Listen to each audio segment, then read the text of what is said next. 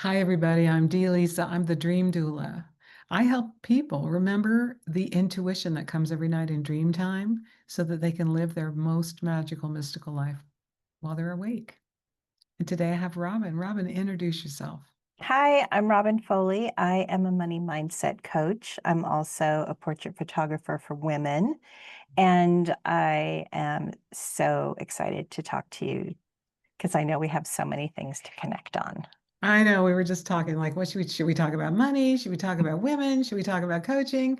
And then you said when you were in art school and learning about photography, and I assume other things, all arty, Yeah, you were writing down your dreams on the regular then. yeah. Tell me more about that. Well, okay, this was so cool. So, Art Center College of Design here in Pasadena is really intense school. And in our second term, they created a class called oh gosh, I can't remember, Psychology of Success. And it was really a class to it was a requirement. It was meant to teach us to chill out. They threw us into this really intense learning environment, and then everybody needed to learn how to chill out. So one of the instructors, Judy Fraley, she's passed away now, but God, she was so great. It wasn't the psychology of success that she taught this in, but we did touch on dreams there. And then she created a whole class called creative dreaming. Mm. And it was a whole trimester long where we wrote down our dreams. We would learn different things like astral projection and how to create an environment where you can do lucid dreaming. But like the main thing, the main focus was to get in the habit of writing down your dreams. So I had a little mini recorder too, and I would just like mumble into that in the middle of the night. And then I could barely decipher them. But I had enough material that I started using those dreams to create artwork from. It was, Nice. I think it was really when I shifted from being sort of like going through the motions of learning the skill to being like, opening the creative floodgates.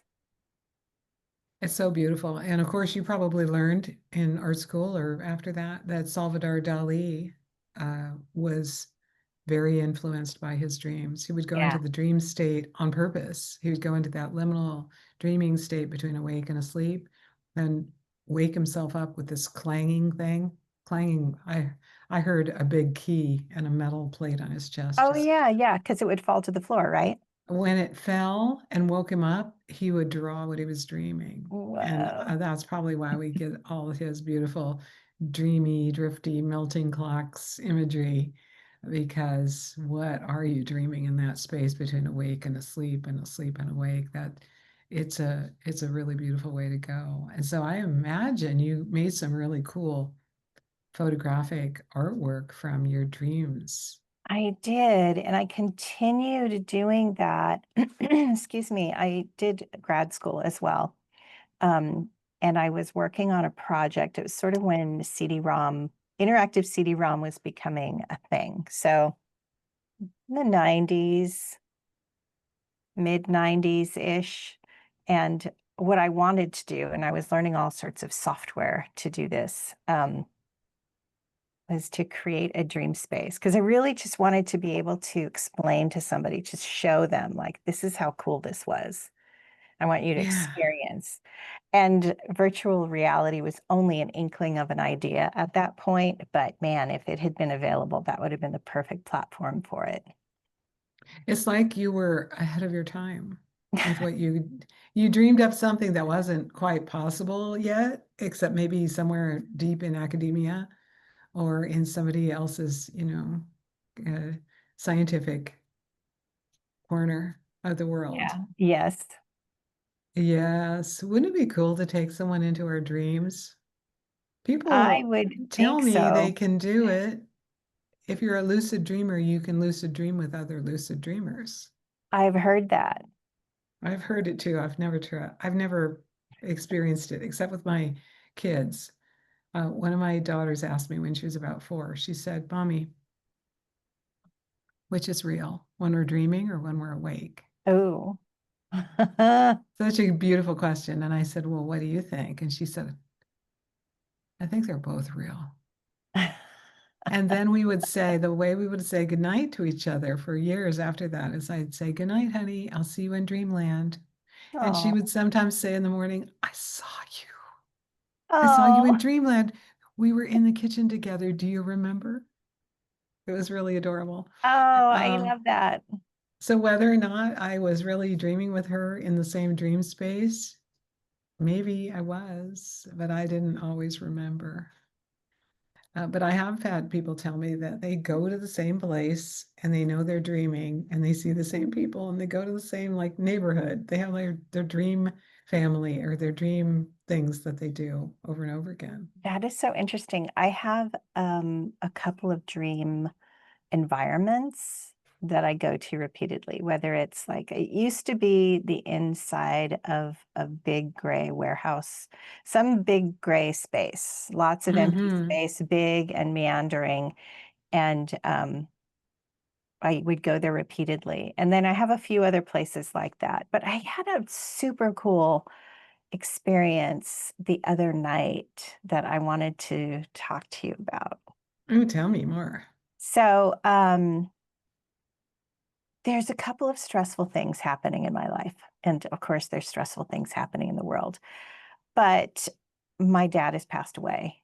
And I had a visitation from him, I think, because it was so different. It was so not a regular dream. Like everything Mm-hmm. about it, the texture of it, and the interaction that we had, like I felt really present with him. And there's some, and this happened before, like soon after he passed away. So he's been gone for 25 years. So maybe within the first 5 years, I dreamed of him. And when I dreamed of him then, he was decked out head to toe. So my dad had been in the war in Korea. So he was missing an eye, he was missing a leg, but he was young, he was fully intact, and he was decked out. So he had on one of those 50s style shirts that the men used to wear in like New York City, but his was turquoise. So it's kind of like a polo, but knit, like maybe sweater, like polo. Yeah, yeah. So turquoise with matching pants, matching shoes, and belt. And his attitude was like he knew he looked sharp. And then in the dream that I just had like 2 weeks ago, it was a similar outfit, except it was different color. It was more neutrals.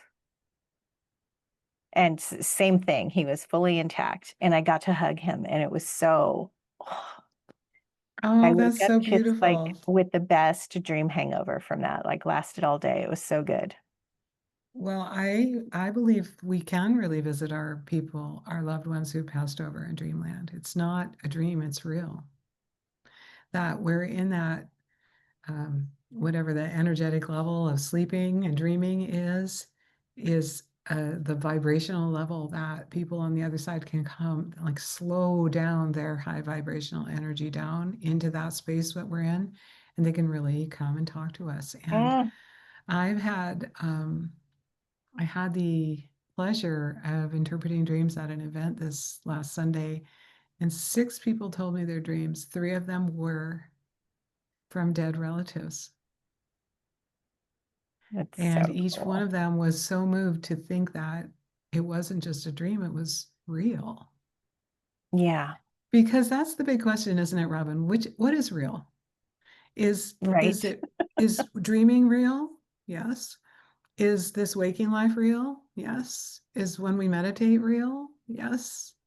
Some people say people who have died and come back to tell the tale of their near-death experience, every single one of those stories that I've heard, read about, listened about, they all say when they die, it's like they wake up. And that's real. That's Mm, the most real. Now they're awake. And this was a dream, that the human life was just a dream and it was so short. And it was a dream that and it was so we short. decided to do. Like, this is our lucid dream, but we forget. I love that. And in particular, because like the last few weeks have been really stressful. So to have a visitation from my dad Yeah. was really like impactful in that moment. So yeah, I absolutely choose to believe that it's real and that And I everything is also I how it also is. know that our relatives who are on the other side, no matter what relationship we had with them here when they were on the planet with us, when they're dead and in the next dimension, all they want to do is help us. All they want to do is help us. So I tell people that if you're feeling troubled and worried about something in daytime life, you can say to the ether before you go to sleep, hey, come talk to me in dreamland. Come tell Yeah. me what I should do. I love that. I'm going to do that more. I mean, I think I've done that in moments, when things were really wild. Um, but to do it on the regular, But yeah. And so when you were writing down your dreams and you were in art school, mhm. did you did you just let that go so you don't do that anymore? Or do you I go on and off of it?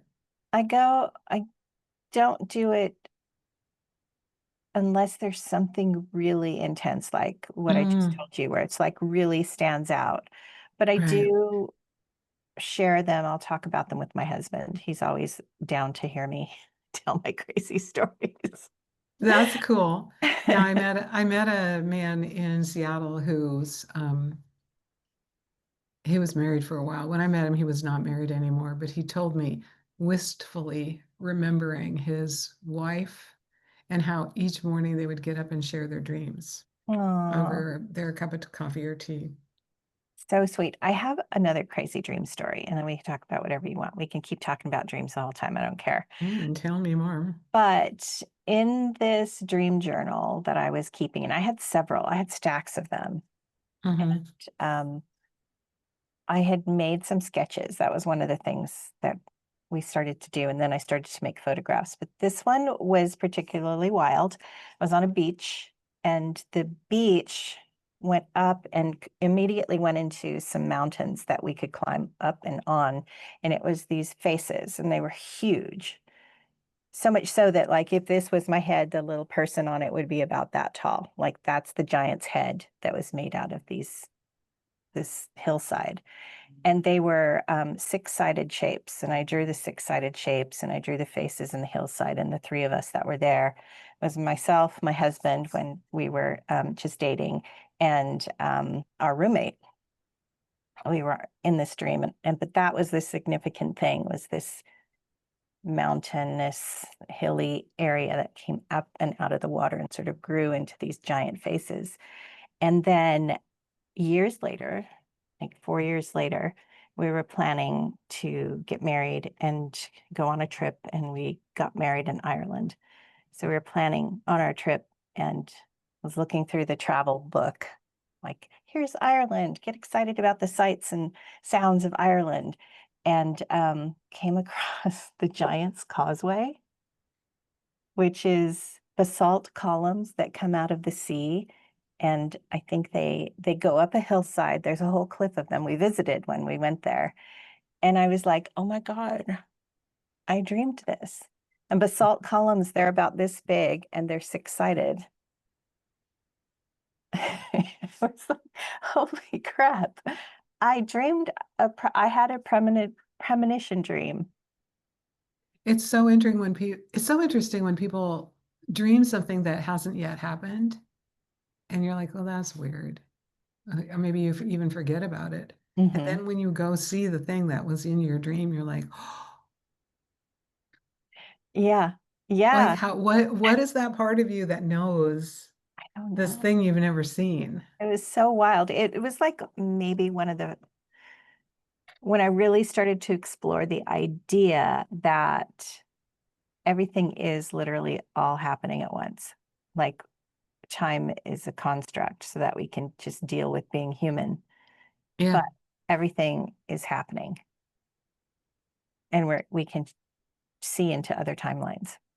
It's wild. Yeah. So you got a glimpse into what was happening then, which was for your at that moment in this constructed time reality we have as humans, it was the future. The future you is seeing this thing that the then now current you had never seen before. That's so fascinating. Yeah. Yeah, that was really cool. I loved that. I was just like, I was so into it. It was really spawned like my creativity at the time. So, so good. Yeah. Oh my gosh. So you're such an interesting creative person. You still make art in the form of photographs? Tell us a I little about do, that. I do. So I'm a portrait photographer, and I used to make more, like as a young photographer, I was doing tabletop still lives and stuff like that. And it was a lot, I feel like, more of that sit down, the artist sit down and you create, right? But Hmm. now what I'm doing is I'm working with women specifically. I mean, I do work with men, I photograph men all the time. But I market for women. And the reason that I did that is because I had come after I had kids and I stopped working. I was doing like I was working in the industry doing creative work in films and video games. And so I had kids and I couldn't really do that anymore. So I was just a mom for a while and I kind of lost track of like, I don't even know what I do or who I am. And I needed a photograph to submit for something for a particular reason. I didn't have any. And I was realizing, like, oh, I don't want to be photographed. I don't like how I look. I'm literally not in any of our photos. I'm hiding from the camera. And I got a Oh, wow. photo. Yeah, I got a photo taken. My niece was taking a photo class and she had a good camera. And we set something up. And I was like, there I am. There's the me that I forgot how to be. And I realized that like women need this. So I started learning, like learning how to photograph all women, shapes, sizes, ages, everything, how to pose them, how to do a business doing that, like freelancing, but like having a business and reaching out to the public rather than going through, magazines or agencies or doing like corporate or not corporate commercial style work, but like reaching out to everyday people and Yeah. getting work that way, which is a whole, a whole nother entrepreneurial journey. But yeah, that is kind of what led me to coaching. And I've been photographing since photographing women and doing portraiture since 2012. Prior to that, I wasn't photographing people very much. Um, so the creativity is more dynamic. I mean, a lot of times I am fulfilling what they need if they come to me for headshots or if they need, they want a photo of them and their husband or a profile photo, whatever, the family. Um, but my goal with it to begin with was to be like, get that woman in front of the camera because she does not see herself Yeah. and she doesn't think that she's worthy to be seen. And I think that because I had such a strong intention and experience of myself that way, that that's who I attract. And that's been a really, really fun ride. So I've just learned like so much throughout that process about taking care of people, holding space, taking care of women, taking care of like that piece of them and really like showing them themselves through the eyes of, somebody who's outside of themselves to be like, hey, if we could all just pull back to a bird's eye view of who we are when we're walking down the street or doing anything anywhere, we're other people are not as um, they're not as judgmental about us as we are about ourselves. And Yeah, so isn't it interesting? I was thinking about this very thing the other day. Is sometimes you look in the mirror. Well, I'll say it for myself. Sometimes I look in the mirror and I think, oh, girl, you look tired. And sometimes I look in the mirror and I was like, dang, I look pretty good. But my self-image doesn't 100% of the time match what I see reflected back to me. Sometimes it's worse, sometimes it's better. Sometimes it's exactly, I look like exactly what I think I look like. But most of the time it's a surprise. Either, you know, it's so oh, go interesting. take a nap, or, ooh, you look pretty good. So It's you help so women interesting. see themselves in a beautiful way that you can see them when you do the photography. Yeah, I'm seeing them, through kind of a stranger's eyes, but like a caring stranger who's there to like facilitate this thing Yeah. that I know can happen. And that thing that can happen, which I just love it so much, is like, because I know what is the good light for people's faces. I know that she's uncomfortable and that she doesn't know what to do with her hands or her body. They step in front of the camera, they're like this. Like, okay, I've got you, don't worry. And I just like talk it through and get them. And then I take a couple photos and I show them the back of the camera and they're like, oh wow. And then they ease into it. And then Right. after a Yeah. while, I can see like there's this little veil in the eyes that sort of like lifts. Hmm. And that's the moment where it's like, oh, yeah, now we're getting the good stuff. Now she remembers that this is, no matter what you look like, you have the ability to attract. Like each of us has that innately. Like that's part of being, I think, on the planet. But it's that thing like if you were in your 20s and you were in a club and you're like, oh, they're cute. And you're like, you turn on the charm. And that's kind of what I see happen in front of the camera. But it's usually like she's in connection with that part of herself that feels that, again, feels that magnetic quality that we all Yes. have. And so I think that that then shines through. Like I'm doing my part with the photography and the lenses and the posing and all of that. And then they bring the rest of it. And it's such a great connection. Like it's a way for her to reconnect with herself. I love that you can see it happen too. Like Yeah. first people are awkward and a little uncomfortable, and then you see the moment where they're just, this is who I am, Yeah. as you Yeah. said. Yes. It's what I'm in it for. Oh, that's so 100%. beautiful. That is so beautiful. And you have another side gig, which is maybe your main gig these days. I'm not sure which one it takes more of your heart, but you coach women about money mindset. Yeah.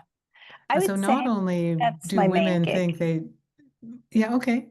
I think women not only think they don't look as good as they actually do, they also have lots of mistaken beliefs around money and wealth Mm. and how they position themselves in that world. So tell us more about that business. Excuse me. Okay. I'm sorry. Let me take a drink of water real quick. Yes, do. Mm. So the money coaching came, I think, straight out of the work and the things that I was discovering in photography. Just sort of this idea Mm, that women don't think that they're worth being seen or worth showing up in the world, worth taking up space.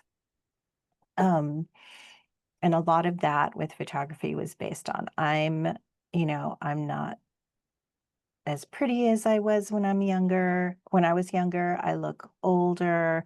I've got this extra 10, 20, 30, 50 pounds. This, that, I don't, my hair is stupid, like whatever. And it's all just like, obviously, we're not all out here being media trained and getting photographed and doing hair and makeup all the time.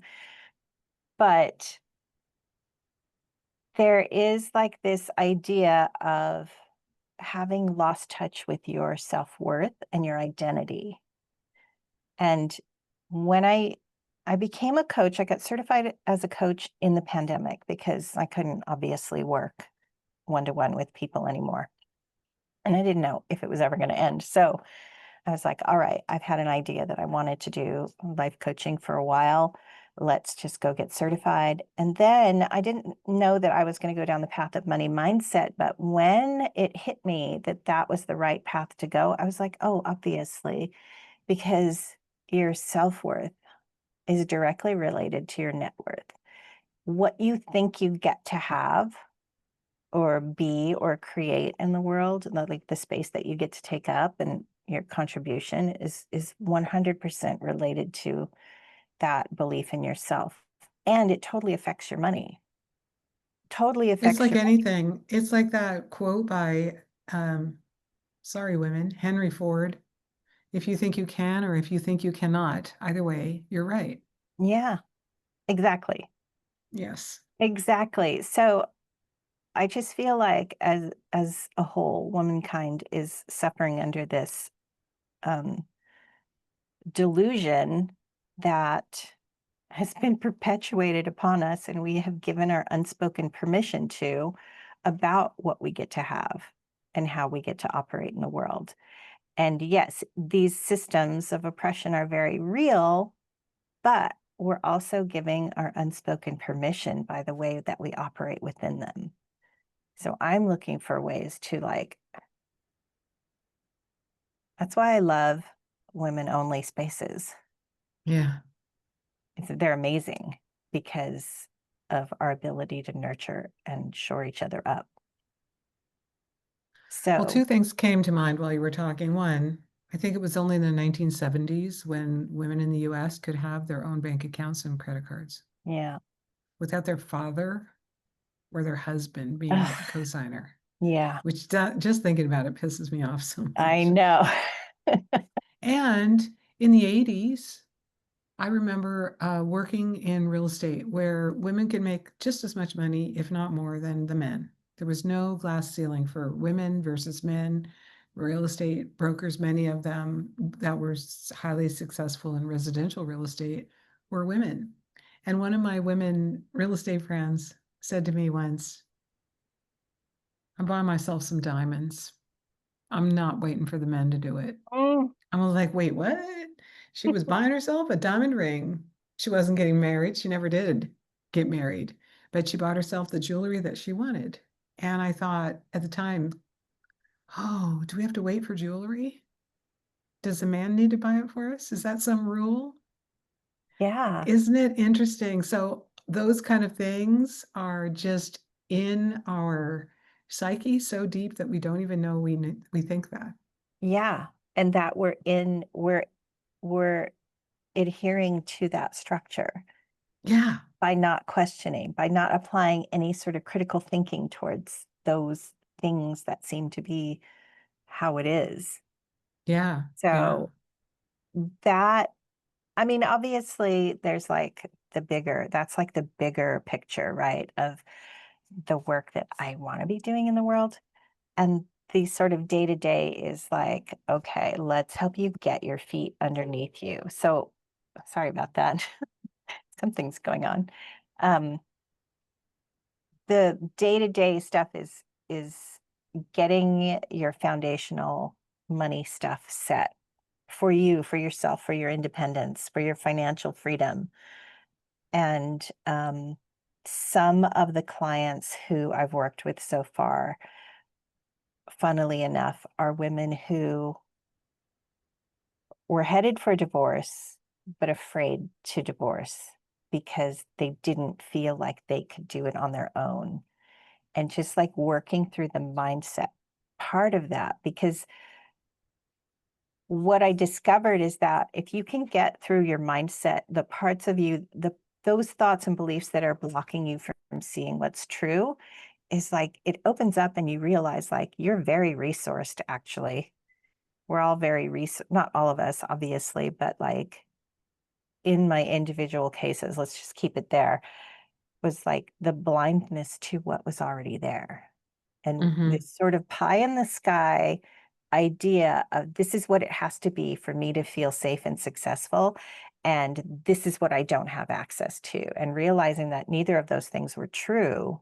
And that opens up the whole, like a whole field of possibility of where you can go using what you already have and what you know and applying some tweaks to your mindset and just start seeing things happen and then realizing that there's so many other things available to you than this pie in the sky thing that you needed to have in order to feel like safe and belonging in the world. Yeah, so many women stay in marriages because they think they have to, Yeah. because they blame it on the kids or the money or whatever. They and also people of every sexual orientation stay in jobs that they hate because they think they need that job to get the Yeah. money. Yeah. And that is their security. And when sometimes the job is toxic and they really should just leave it. And if they left it, they'd find something better, right? Yeah, but it's so scary to do that when you're just like, oh, you're asking me to step off of a cliff and I don't know Yep. if I have a parachute packed. Yep. Yeah, that's that whole thing. It's really scary. It's the uncertainty, and it's the same uncertainty that we're faced with currently in like the world right now today Mhm. on Yeah, like June 24th. everyone wants to know what's going to happen next. What's And going to we never happen? know. We We never never know. know. We never know that. But if we sat around saying, I wonder, like little children are good with that. They're like, what's happening next? Yeah. Are we going to get ice Okay. cream? Oh, they don't like it, they cry. They love it, they laugh. They get over it. They do the next Yeah. thing. Yeah. And that's really how life works, but we're all under the illusion that we can control it, which we can to some extent. And then we're under the impression that if we can control it, when we know what's happening next. Well, no, we can only really control our reaction Yeah. to life that's happening around us, Yeah. to us, Yeah. with us. Yeah. So the control that we can exert is happening here inside Yeah. of us, our Yeah. thoughts, our feelings, because those drive what we do or don't do, and not in the outer way where you just think like, if everything just stays the same, then I'll be okay, right? Because right now, here, this is okay. I know this. This is Yeah. this is the safe place. But yeah, it's such a fun and interesting exploration into like the things that I'm super interested in, which is like, how do we work and how do we make this whole thing work better? Like, how do we exert the control that we can and create more of what we want in the world? Right. And I talked to a woman the other day who said, I'm sure you can help women on either end of the spectrum. There's the woman who thinks she doesn't have enough and she's afraid to do anything outside of the box. And then there's the woman who knows she has plenty, but kind of feels empty. Mm, Like I talked to a woman the other day. She said, I have 100. This might be an exaggeration. Maybe it's true. I have 100 bottles of perfume in this closet and a Gucci bag and this and that. And why? mm, I make really good money. I have this and this and that, but why? Didn't make her happy, but she figured out how to make a lot of money and spend a lot of money. And then also, I could hear herself kind of beating herself up about being foolish with her money. mm. So maybe for her, getting a lot of money didn't feel good unless she got rid of it all real quick. Yeah. Yeah. It's kind of funny how we have a set point. We have a set point, and sometimes like most people are like pushing against what their set point is so that they can get to more. But it's Yeah, really interesting when you see people, like you hear about it all the time with lottery winners, right? They suddenly have this huge windfall of money and they have to get rid of it as quickly as possible, either through like frivolous spending or lawsuits, or like they just go off the rails because they're just not, they haven't done sort of the internal work to hold that amount of money. Like we can hold a certain amount of money, right? In our minds, in what our life looks like. And we don't necessarily we think we want to change for a whole lot of money, like millions and millions of dollars, and be like, that'd be so great because then I wouldn't have to work this stupid job. And like you think you're going to solve all your problems. But I think deep down inside, what we're also thinking is that's probably a lot of work. And what if my kids got kidnapped? And what if I got sued? And like all of those things. And those are all little mindset tricks that our brain does as well sure. to keep us in what's current and what's comfortable, the status quo. And our status quo can be really shitty, and we can still be really comfortable in it. It's So, true. It's yeah. true. So making the change is so it's a long process of many little moments of tiny epiphanies and tiny things that you clear out of the way. And then after like weeks and months even, then people start to recognize how their brain does it over and over again. And then so I think that embarking on a mindset changing program of coaching, the intention should be to be in it for a while, like several months, so that you Yes, give I yourself agree. time to I agree. change and integrate so that your way of acting within this new thing, like you need repetition, right? But then you also need to like integrate. And then there's going to be backsliding, and that doesn't mean all is lost. So it's all moving forward, even if it's like 3 steps back, 4 steps forward, three Yeah, steps, two there's a steps friend of mine forward. who's a life coach, and she said something recently which was very um, in line with what I think about often. And she's like, right before a big manifestation, have you ever noticed how everything just starts to fall apart? Like Yes. all the stuff you're trying to make happen is blowing Yes. up in your face. It's almost as though if if you pray to the goddess, it's like the goddess is saying, are you sure, honey? Let me just send you a couple tests. If you really, really want this, are you sure? I love Let's that. throw this in your face. And if you get over that one, let's throw this other thing in your face. And then it's like, okay, you can have what you want. Yeah, yeah, it's kind of like that. Yeah. I like to think of it as like you're trying to build a new life on an old foundation that's like broken down and it's not going to support this new thing that you want. So we literally like that foundation is going to break and you have to like sweep it away and get rid of all of the rubble and even go into those furthest reaches and get it all clear and then build a new foundation so that the new structure of your life can sit solidly on that, you know, until the next time you want to like up level. And then you got to do it all over again. I love it. That reminds me of many years ago, I was getting divorced and I was feeling really poor. And I was working with a minister, uh, life coach minister. And I said, oh my God, you won't believe it. Now I need 4 new tires. I got a flat tire, and the tire people say I need 4 new tires. And she said to me, good. That's such good news. You know why? I said, no. Why? And she said, well, there's a biblical quote that says you can't put new wine in an old skin, Mm, which was they used to put wine inside of skins before they had mhm, bottles. I don't know. And yeah, the old skin's all dried up and it's going to like leak out. So you are starting a new life and mm. you have 4 new tires to pull you along in your new Ah, life.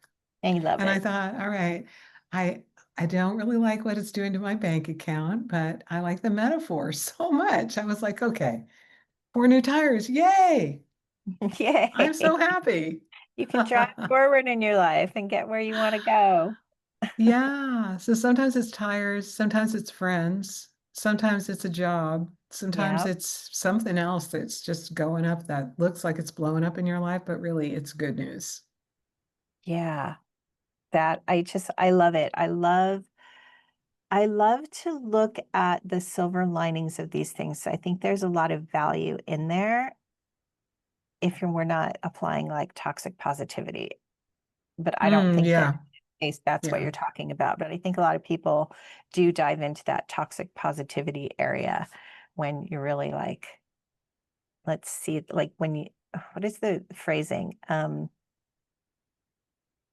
Try to see everything that happens is happening for you. I mean, my phrasing is probably Yeah, no, off, no, but I like that. There's actually 3 ways to look at the universe. One, stuff is happening to us, mm-hmm, like we're the victims, right? yeah, Stuff is happening for us, like the universe is giving us what we would love. mm-hmm. And then the next level up, according to Michael Beckwith and other spiritual leaders, is life is happening through us. Ooh, I think the final one, if you're a yogi, is like as us. but Ah, definitely for us and through us is where I want to live. yeah. Yeah, Yes. all this is happening for my higher Yeah. good. And then And you don't have to be so attached to the meaning of everything. yeah. Because that's like where suffering, so much suffering comes from just like making stuff mean whatever we make it mean about us. Like, I don't have any money. That means this. Oh, It's that like, means I'm a loser, or that means I'm bad with money, or that means I'm gonna be a bag lady, or whatever we think it yeah, means when yeah. really it just is what it is. It just is a technical problem with a technical solution, but you do have to like do some mindset work to get things moving. Now, I have a question for you around that mindset. Have you worked with women who grew up really kind of poor? And one of the things they learned through their childhood, paying attention to what happens around them, because that's really how we learn what's going on. Is like, what are our peers, what are our parents doing? Is being really proud of getting by with very little. Hmm.